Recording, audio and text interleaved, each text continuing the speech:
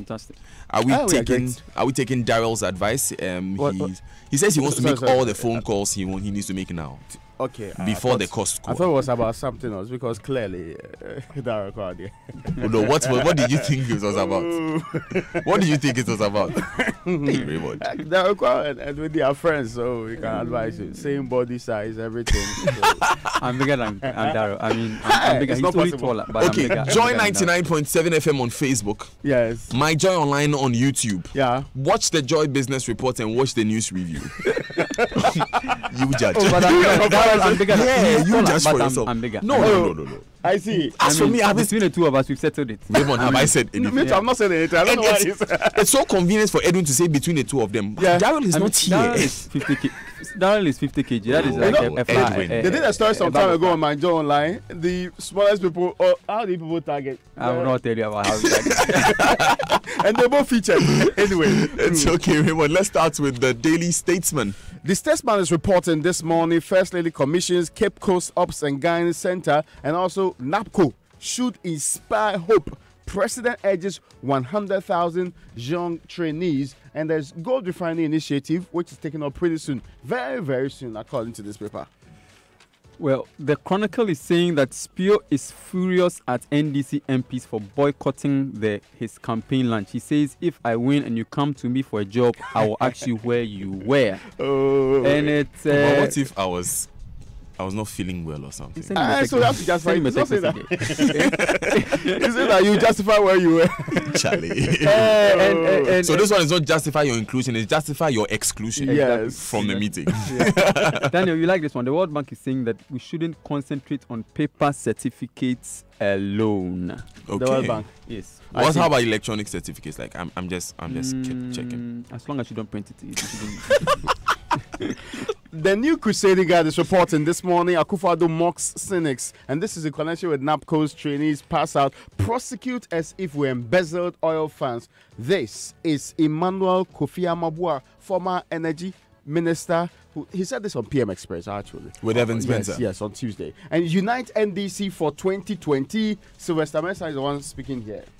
Yes, in the Daily Guide, 87% of Ghanaians kick against gay activities. That is ASELA saying, whilst the National Youth Authority is seeking to review the youth policy. The Trade Minister is also talking about hiring 9,000 NAPCO personnel to join private firms. Now, the Daily Graphic is reporting this morning, hope for youth as pioneers of and NAPCO start work. Talo is supporting few SHS with $10 million, and there's already sought which is cut for the Apeja Road dualization. Those are the stories on the front page, but there's a terrible story on the back page of the Daily Graphic. It says 6 die in Savelugu Nanton Flats, and 2,459 others have been displaced, and fire guts parts of Old Fadama in Accra. All those stories in the Daily Graphic today. Yes, the Ghanaian Times is talking about another Delta Force member has been remanded. It also mentions that 4 are in trouble for standing surety for a pastor who has actually absconded. And you can't trust him. No. God's woman. And you know the Snit case too has been adjourned. The Ghanaian Times is reporting that the 66 million contract case has been adjourned to December 14th. So let's go into the details, and Raymond, you would have to start us with this disturbing story you were telling me about earlier. Yes, this is a man who's decided to club wife and daughter to death. Actually, the man got angry in their home, and this is somewhere around Mamakwa. It's a cottage near Denchira, Jankobu in the central region. The terrible incident is that they said for some time the man has been trying to isolate himself. He moved into a small area right from where he used to live. Some suggested and purported that this could be due to the hardship he and his 5-member family were actually facing at that particular time. So it just so happened that the incident suggests the best narrative from the police, the man came home one day, the woman was preparing to pound fufu.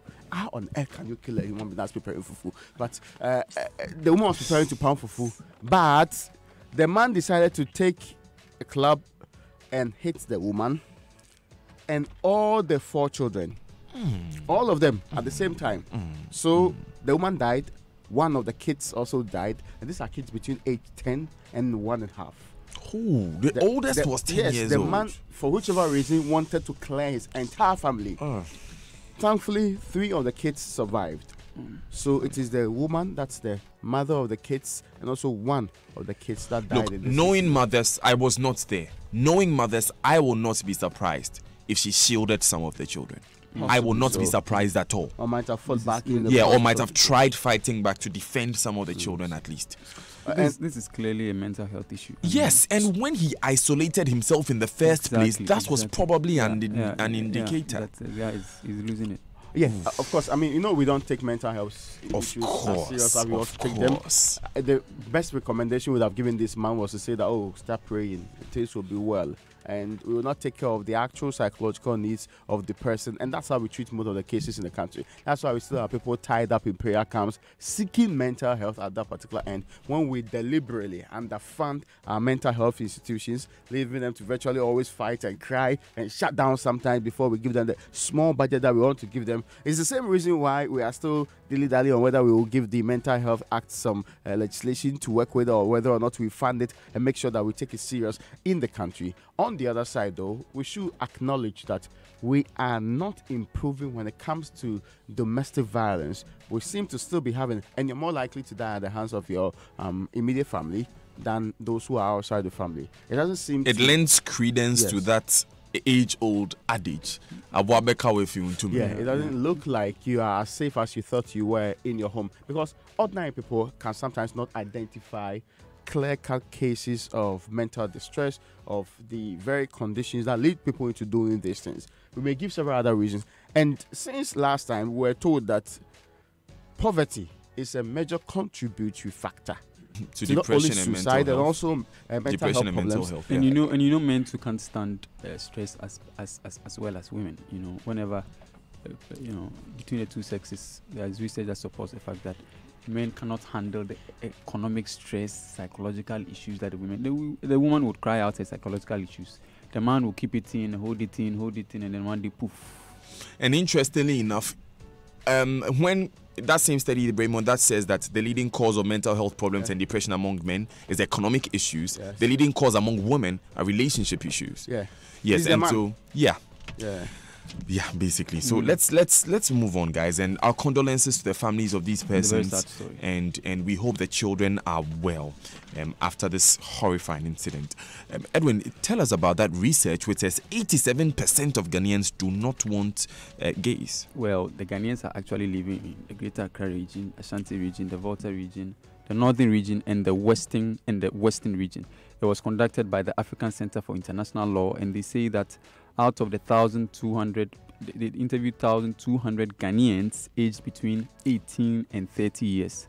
And they are all against the activities of the lesbian, gay, and bisexual and transgender community in Ghana. And the research talks about how other African countries are treating LGBT issues. It mentions that in Mozambique, for example, their activities have been declared legal since 2015. Although the law is silent on legal unions. In SA, South Africa, we know that lesbian engagements have been legal.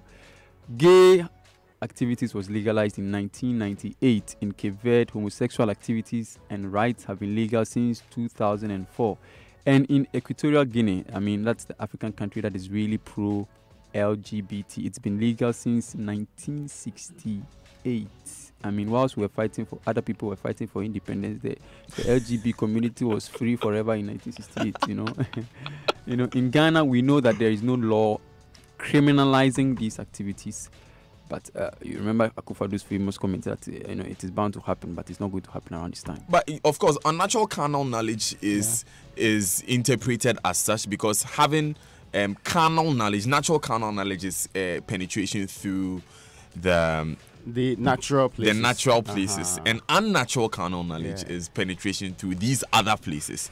And one it kept like that, we are not asking for any review. In fact, there are very important laws that we want to review on. They are very important. The Right to Information issues. Bill. Yes, we should start our human rights from feeding people more. There are so many hungry people in this country. An argument is raised a lot in international circles how there seems to be a concentration of the Western community on having laws like Yes, the last time it was- being legalized, Yeah. whilst and a lot of funding is being put in that, while funding is needed Yeah. in raising standard of living, because and we'll be going to that shortly, how TUC is calling for the 2019 budget should reduce, for that to reduce the high cost of living. Some would expect support in that area. Yes, but you see, the issue about LGBT thing is that we cannot throw it under the carpet, because you see, beyond. Raymond talked about how other things are important. Look, the most important activity that happens in this country is sex. It is more important than the economy. By it is which, more important by than which food. measure? By which measure? By which measure? Sorry. You are asking me. It will appear by which measure? Ask Raymond. Raymond, last ask Raymond for economic his history. activities are Economic graded. activities are It not as does not- important as sexual activities in this country. Look, No, remember what Edwin is trying to say your is show can survive today depending on Raymond's state of sexual satisfaction. You understand? Is that I true? am not under libidinal control. So sex. Raymond is denying crucial. It is the most. Yeah. Okay, Enough, thank you. So please, can I talk about budget now? Please, let's talk about budget now. Brilliant. can do Now, that. the TUC is asking government to use the 2019 budget to reduce what it calls the high cost of living in the country. I mean, this is a statement that was issued by TUC, signed by General Secretary, Brother Comrade Yao Asamoah. The evangelist. Very respected. He's an evangelist. Oh, but he was preaching the president. yeah. We're quoting Bible verses For the book of Acts. For the catechism. Yes. When when the president quoted yesterday, he gave that same scripture when he won the MPP internal primaries. This is the day the Lord has made. Is that Yeah. true? Yes, and when he said, "I'm going to begin from the Bible," I thought he was going to quote the book of Acts. The Lord does not. Raymond, go ahead. No, you're saying that this will be the first post-IMF budget. They did not expect the same constraints that government are giving and the excuses have given for not being able to employ, for not being able to make sure that Ghanaians feel the ease and the kind conditions that they are supposed to be feeling, and that they expect that there should be what they call a pension for 10 million people. People have difficulties accessing those pensions when they attain the age of 60 years, and all of those things should be clarified. They want reforms at SNIT 2. They want public findings or probe into the recent SNIT scandal, which came up with the OBS and other things, and that they want without delay. They say they also want the MPRA to pay attention to the second tier scheme and the many problems that they have complained about. Remember, the grouping still have problems, especially when it comes to the education sector workers. There are problems retrieving the money they're supposed to get from that sector. They say that wage increases actually are lagging behind inflation rates, and it doesn't make sense to them that within the year you may have out to close to 15 or so % of inflation rate, and yet we will come back to only getting their salaries increased by 10% or around that particular figure. Indeed, they list problems with the economy and believe that you cannot have 35% of tax on personal income of 10,000 and above and still expect that the economy will work. They say there are major banking losses of jobs in the banking sector, and also the mining sector and the maritime sector, which is all squeezing people because the dependents are complaining and life is unbearable for many people who still live in the country.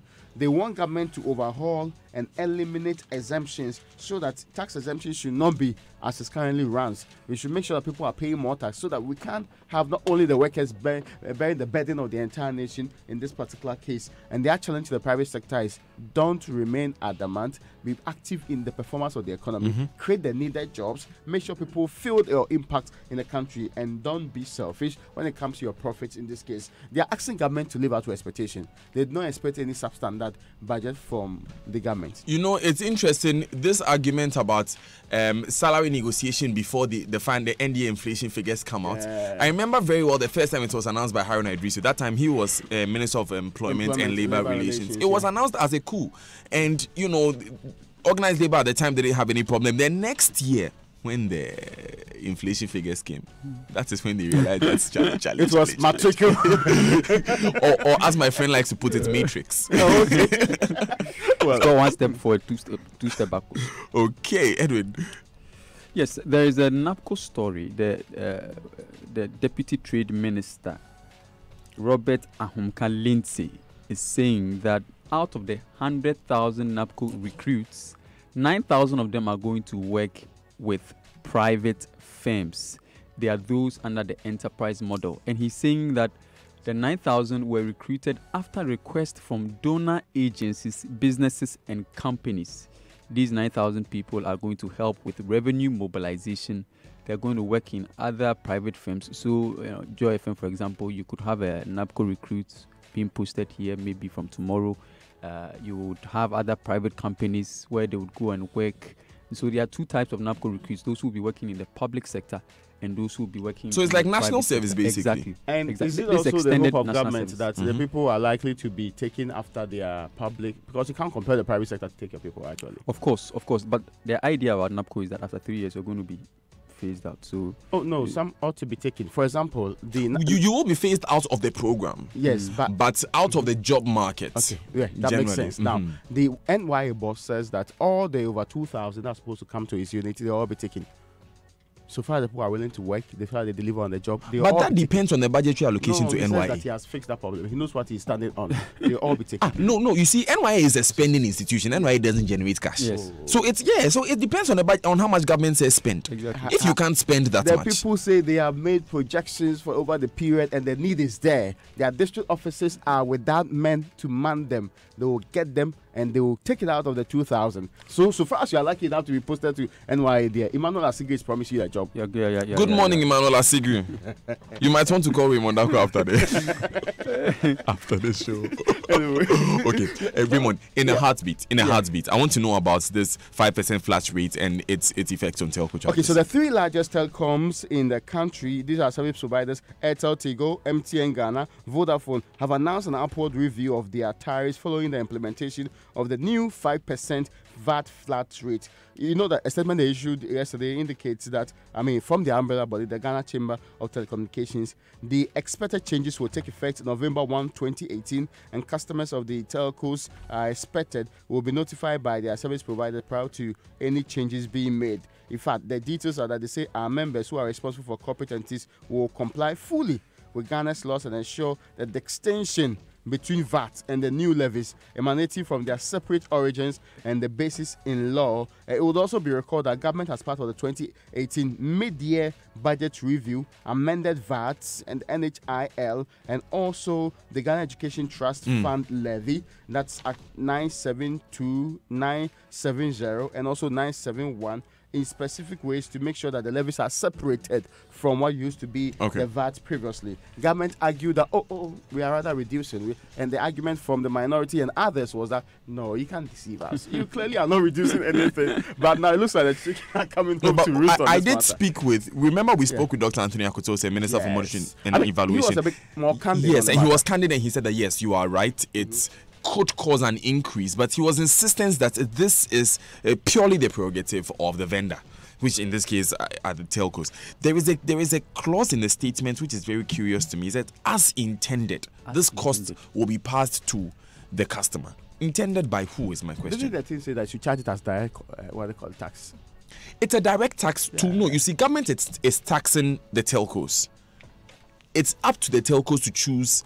From the understanding we had from the conversation with Dr. Akutose, it's up to the telcos to choose whether they will bear that cost or they'll pass it to the customer. So I think that's why we are speaking with Ken Ashigbe. He's the CEO of the Chamber of Telecommunications, and he'll be explaining to us exactly why this is being passed to the customers. You want to stay with us on the Super Morning Show, we'll be bringing that to you. Before we go online, Zenith Bank, the online news review is brought to you by Zenith Bank in your best interest. Goyle Good Energy.